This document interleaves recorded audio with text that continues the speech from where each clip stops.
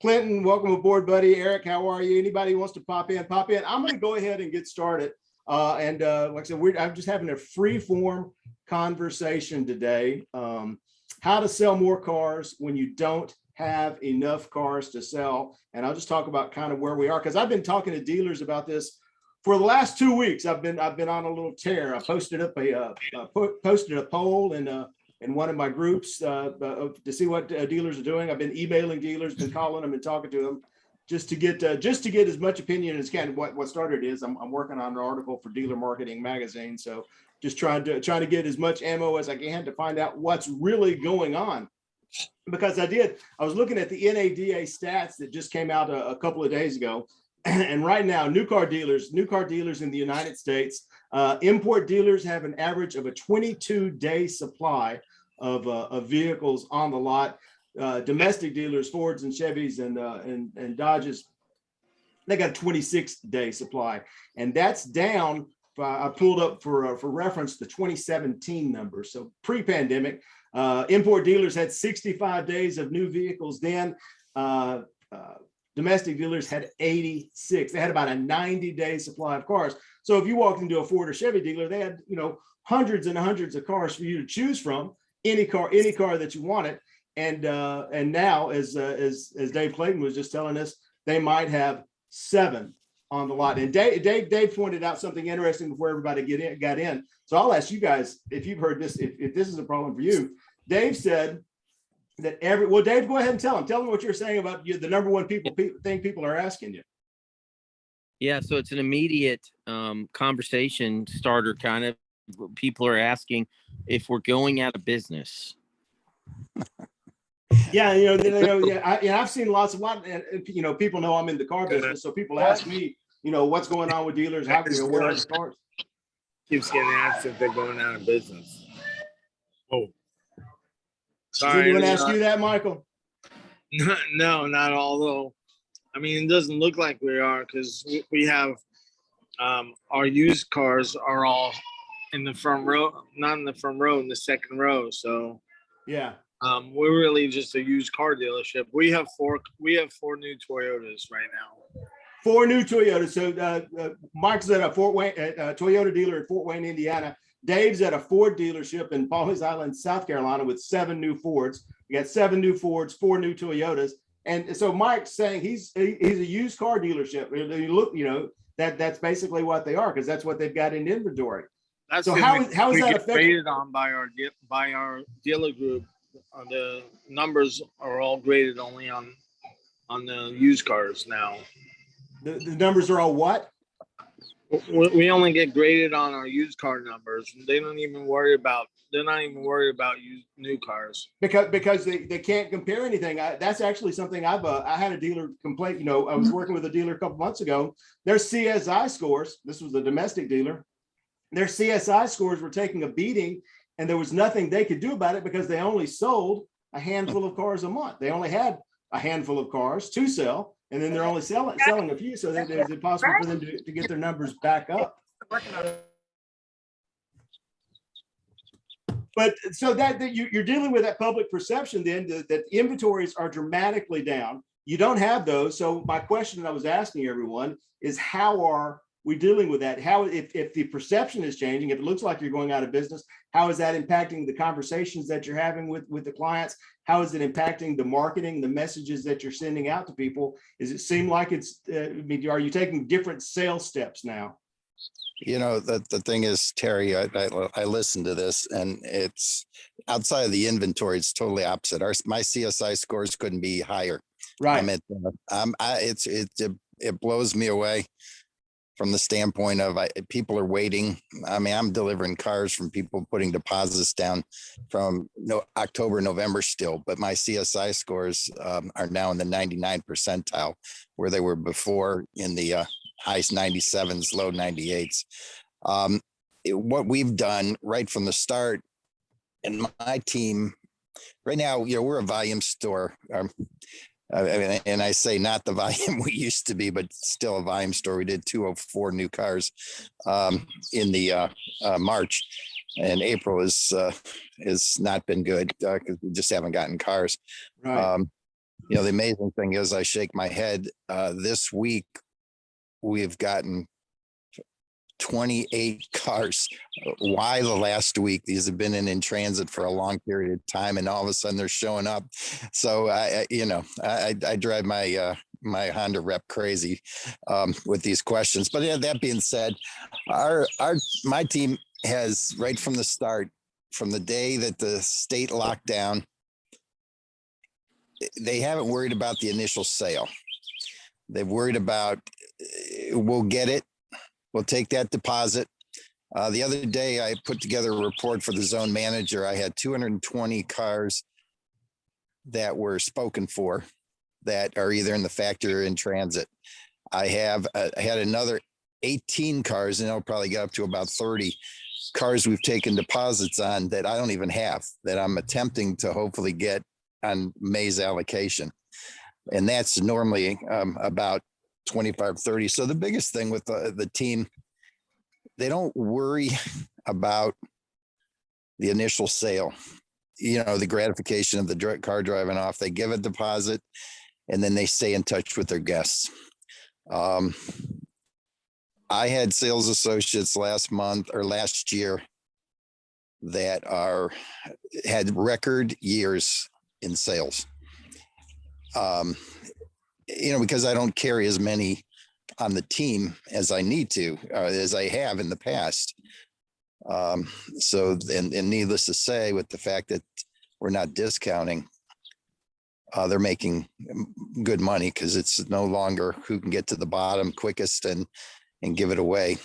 Now, one of the things that the owner and myself have made a decision, and I think has helped us, is that all we're doing is MSRP plus our protection package. Now, I've been at this Honda store since 2001, when I first got into the business as a sales associate, and this protection package was here. And we're not putting market adjustments on our cars. Where we're focusing on daily and talking about with our associates daily is the guest experience. We want the guest experience. We want them back. We want their friends back. We're very transparent. It's amazing. I don't go a day without talking to a guest about a car. And I'll just be honest, and I'll apologize to them after a while and say, I know I'm giving you bad news, but I want you to know what's going on. And on these deposits, if they back out, we don't say anything now. Fine. I had 2 back out today. I immediately had them filled. So it's Right. so I don't fight it. It's just amazing, our CSI scores. It's just amazing, our reviews. And if anybody wants to check on that, go to dealerrater.com and look up Honda World Louisville, Kentucky, and look at our reviews. Honda Dealer of the Year for the state of Kentucky. 7 years running. Yeah. But anyhow, we focus on the guest experience. We focus solely on the experience. We are not in this to make the $5,000 to $10,000 market adjustments. And what's great about it is our competitors, it's like shooting fish in a barrel. When somebody says they're going to, and I'm not going to say the name, but they're going to another dealer in town, we say, okay. And we know they'll be calling us again, because what they do is they market the car at MSRP, but when they get there in the back is when they add the market adjustment to it. So we know we'll see them from that standpoint. Another thing too, our market share has gone up since all this, over 9%. It's taking care of the experience. And and my staff, I'm blessed with the fact that I've got guys that have been with me 2001, 2003, 4, 5, 6, they're tenured individuals. We just pivoted and made the adjustments that were necessary. And I'm not saying it's easy, not easy at all. I'm not saying they don't get frustrated, but the motto is control what you can control, and what you can't control, don't worry about it. There's nothing you can do. Advice for pretty much anything. Yeah. So these guys have been great since March of 2020, when they shut the state down. And we worked out of the service department. And I've just been very fortunate, very blessed. So yeah, inventory is a problem. I have 6 cars on the lot. I've had basically 6 cars all month long, but we're going to probably end, which is not good for us, but we're probably going to end at about 130 to 140 new cars. The question I have here is, where are you getting your used cars? that's where I really would like to get some education on, because obviously the auctions are not the best place to do it. Buys off the street, you're competing with everybody now, and that would be my question to the group: is how are you getting your used cars, especially if they're like the gentleman from Toyota said, that's what they're being evaluated now. Educate me on how you're getting enough, because that's where I've struggled. Who's got an answer for that? Who's doing something and actually getting some more cars? Because I know what the numbers are. Yep. I don't have the greatest answer for that, because it's not something that's universal. But I will tell you that here, we're in much the same boat. We sell new GM, and right now I think we're sitting on 33 cars. I don't know. I sell pre-owned, so I'm not as involved with new cars, but I think they've got 33. But what I will say is, about probably 90% of our business overall is repeats, and we've been in business for 42 years. And so we've got this repeat business that's always coming to us. So we're getting our used cars from our repeat business. We do their service, we do their maintenance, we do all of that. We know all the history on the cars without a Carfax. And that's where we're getting all of our stuff from. And believe it or not, it's working out. Now we go through some hairy times, of course, when we're waiting on in-transit units that these people have bought. Obviously, we can't take their trade at that time and leave them with no vehicle. But somehow or another, we're getting this to kind of work itself out. I've got 82 used cars on the ground right now. And our max capacity over here is really about 120. So we're not far off of that. Yeah, I was looking at those NADA stats, the ones I was told you that just came out last week, and so right now, and that's where everyone's getting their cars, right? But that's where everyone's always getting their cars. Right now, 40% of used vehicles come from trade-ins on new vehicles. Another 30% come from trade-ins on used cars. So 70% of the average dealer's cars are coming from their customer base, and that's up a little from what it was, but not that tremendously, because I thought the answer was going to be that everyone, because I do a lot of advertising and marketing, and I do ads every day about, hey, we'll buy your car, come buy us your, that I've gone from writing ads for selling cars to spending most of my time writing ads about buying cars. So I had assumed that was going to be a much larger percentage of what's coming, where the vehicles are coming from.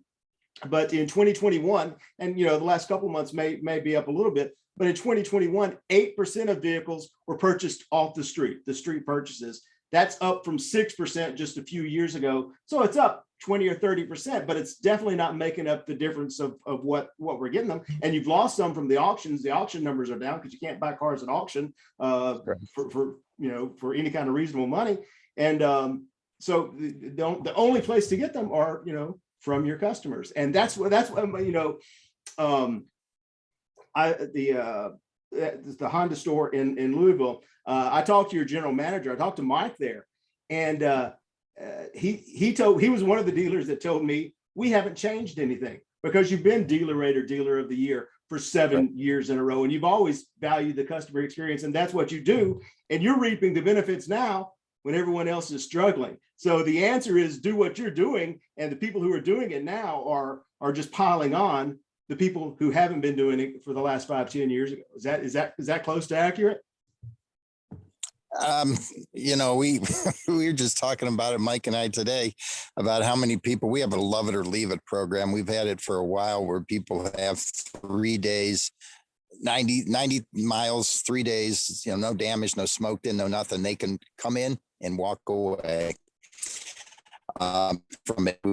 We don't say a thing. We may say what the issue is, right? Try and find out and see what we can do. But you know, I'll push comes to shove, and I think we've had it for 3 years, 3.5 years. And I think if I remember live, we've had 5 people come back. So but we were just talking about it. Just is the dealers here in Louisville, some form or fashion, they're all advertising it now. So Yeah. I guess flattery is this serious form of, but we just kind of, we just have to constantly innovate.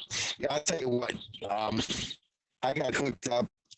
And I've actually had email conversations with him, but this guy, his name is Jesse.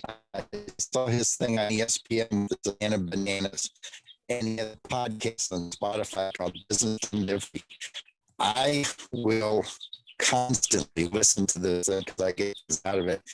I talk about the guest experience.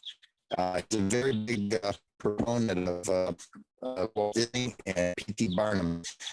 And as far as entertainment goes, and experience with the guests, but yeah, I think we Chuck, I think we lost you there. So you're talking about the experience at P.T. Barnum and Walt Disney, and that brings me to a conversation that I've had the other all the stuff going on with Elon Musk and Tesla, and I've been saying for years that where someone asked me, is he the Henry Ford of the modern era? And right. I don't think Elon Musk is the Henry Ford of the modern era. I think he's the P.T. Barnum of the modern era. He's got his shtick, and he's got his dancing monkeys, and he's got the elephants, and he's doing everything, and he's generating the attention. I don't think he's got the capability of providing the customer experience that dealers do, and I think that's going to be that's the selling point that dealers have. Carvana this week, Carvana's tanking because they're losing so much money on their cars. Their stock is tanking, but they don't have the salespeople to develop that relationship on those back ends to get the repeat and referrals like Clinton was talking about. Correct. We take the approach down. We're not a car business. We don't compete with others. I'm gonna have to dip out of this. We're constantly competing. Is Amazon, Apple Store. That's what you have to compete. You got to make. We're constantly looking at and evaluating where the friction is, the pain points to the client, and we're trying to eliminate those pain points. Right. And make the whole transaction smoother. So we get at those retailers that have set the bar quick, one swipe type of business. Anyway, we lost Chuck again, but he's talking about making the buying process easier. I saw my first commercial the other day. One dealer, a Ford dealer, as a matter of fact, a Ford dealer has built a complete custom website for We'll Build Your Ford. Ford has this inpush for the retail order system that they've got going on, and your Ford your way. So Ford's leaning into it. Chuck just popped back in. But they, if we can change this buying process, not change the buying process, but make it easier for the customers with one-click buying, because like Chuck said, your competition isn't the dealers that you've been competing with for the last 30 or 40 years. It's Amazon, it's Apple, it's walking into the grocery store with your card and never touching anything, just picking up and tapping and leave. Everything is super easy, and I think the misconception that a lot of people have, and I get this a lot, that is going to disrupt the sales process. But I think going back to Carvana, that my point is that you can have one or the other, but wouldn't it be awesome if you could have both? If you could have that, push button simple and down home easy, and with a smiling face on the other end of the phone to walk you through it and to be there when you need them today, tomorrow, 6 weeks from now, 6 years from now. And it still be push button easy, and not have to go through all the rigmarole that some other dealers are trying to make it buy. So we take the best of both worlds, the best of the technology and the best of the human relationships, and then you've got these relationships that you can fish from for years and buy cars from now. Right. You know, we had to pivot from the standpoint of we used to carry about 600 to almost 700 cars in new car inventory. And that's no longer the case. I know more inventory than my competitors now. So we had to make sure that that experience was there, because like I told my team, they have no reason to come here anymore because I don't have the inventory that they're going to drive off on. So how are we going to make it better and make it different than our competitors? I want my competitors to stay in the car business. That's great. I'm, this dealer that I was telling Mike the other day, it's like shooting fish in the barrel. Somebody says they're going to go to them, say, okay, no problem. And we see them a day or two later. So I don't want them to change. Yeah, and who has something else to chime in? We got about 5 minutes left here to talk about the inventory situation.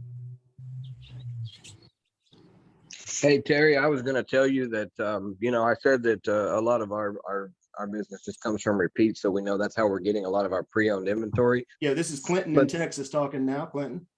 Yeah. So if you, I wanted to add to that because you are right. We are seeing a large number of people coming in with extra vehicles, more than one vehicle that they don't need at a time when it's kind of hard to do that, and selling them to us. These are still usually people that bought them from us. We just have a following like that here. That's why I love working for this dealership. But we are getting a large, probably 20% of our used inventory is coming from people selling them to us, and about 20 to 25 and 75 to 80 are just the timing's working out on the trades. Yeah. So I mean, that's about 3 times the national average. I had an interesting story. I was talking to one dealer, an Audi dealer in St. Louis, and she was telling me that they don't have cars coming in some cases for specific models for a year and a half. So they've taken to every deal's a twofer. They're selling someone a used Audi. They'll sell them a used Audi and then put in an order for their new Audi a year and a half down the road when they get them to come in. So it's taking a lot of creative thinking around everywhere. Mm-hmm. And Clinton, that reminds me, I've got a dealer that I work with in Missouri that's in much the same situation. They have their legacy dealer. They've been there for decades, if not a full century, and they know every vehicle, when it was bought, every time it's been serviced. They know everything. So when someone and what they told me is it's even off the books, that's an asset to them because they have these relationships with people. But if someone walks in wanting that specific 5-year-old truck, they know someone with that 5-year-old truck. And they can start initiating conversations, not buying cars off the street, but buying cars out of their Rolodex. Yeah, excellent point. That definitely, that we have that same thing going on. We used to use Mastermind and those kinds of things for that. But now we have our own a little inventory. I don't know how they put all this together. Actually, it's going through our VIN Solutions CRM, and somehow they tapped into a way to just really search vehicles by VIN numbers. We can look up old deals, and we spend a lot of time doing that because obviously sales are down a little bit. We've got more time on our hands, so there's a whole lot more time to actually bring the business ourselves. So yeah, that's a good point. We do the same thing. Yeah. So just again, tapping into that network and the dealers that have spent years building these networks and building these kind of relationships and held on to the salespeople who had these kind of relationships. They're the pickings are easy for them. They haven't had to adjust quite as much. Absolutely, that's true. All right, everyone. That's who's got anything else? We got one more round, and then we're going to call it a night. I've got dinner waiting. I've got some chili cooked, so we're going to jump in there. I just want to thank you for doing this, Terry. This is I love these little deals that you do. They're great. Glenn, I appreciate you, brother. Appreciate you popping in. Appreciate everyone. Chuck, appreciate your input. Thanks Dave, for your time, Terry. Thanks, Jim.